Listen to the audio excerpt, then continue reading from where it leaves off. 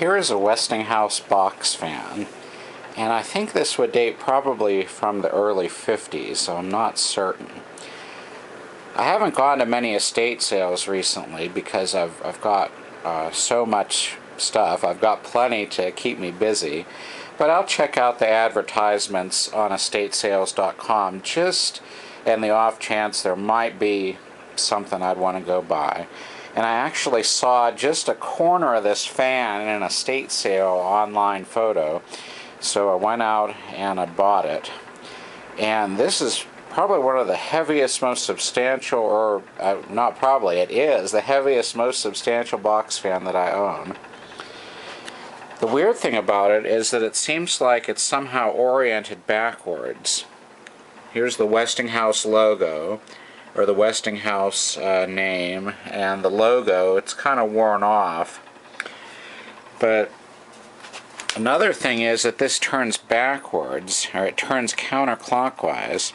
So I'm not sure why that is, why the whole thing seems backwards. I don't think that it's reversible. I think it only goes one direction. But this fan was still plugged in at the estate sale, and I didn't really do anything to it except to put some oil in it. It looks like it might have cloth-covered wire there, but it still looks like it's in good shape. So I didn't want to mess with it, but it might eventually need that wiring replaced and recovered with some heat shrink tubing. But this motor is hexagonal, which is kind of unusual. Here's an oil port here, and there's another oil port up in the front. This thing is just built like a tank. It's heavy, it's got a venturi on it, you can see here, and it's built before they started to make these things cheaper. And let's see if we can get some. Formerly belonged to Al Kasparis. There's some model data in here, but it's kind of hard to see it. It looks like 7- or T-35610 maybe. It's kind of hard to see it.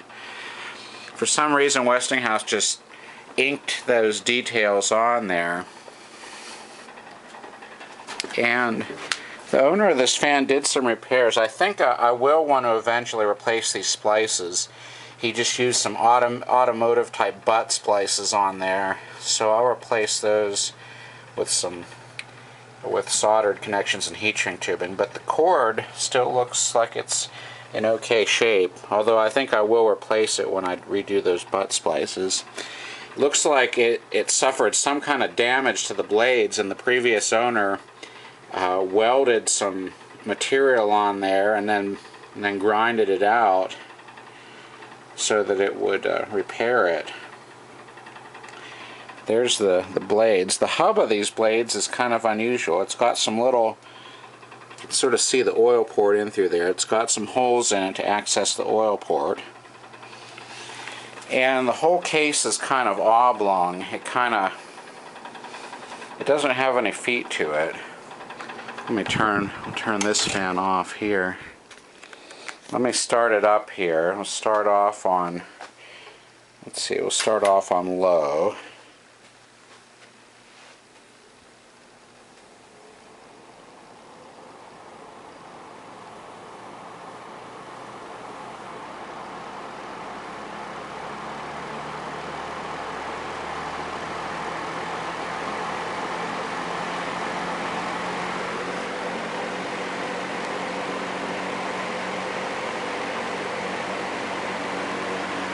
I'll go to high.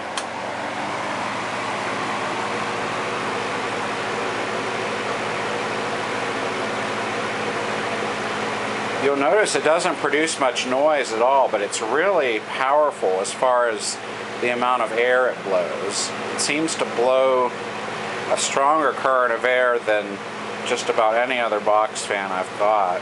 I think the venturi on it helps.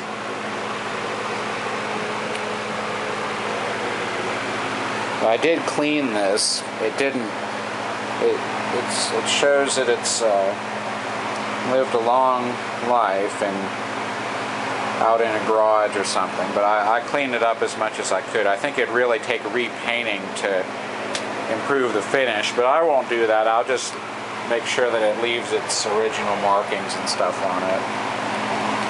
Shut it off here.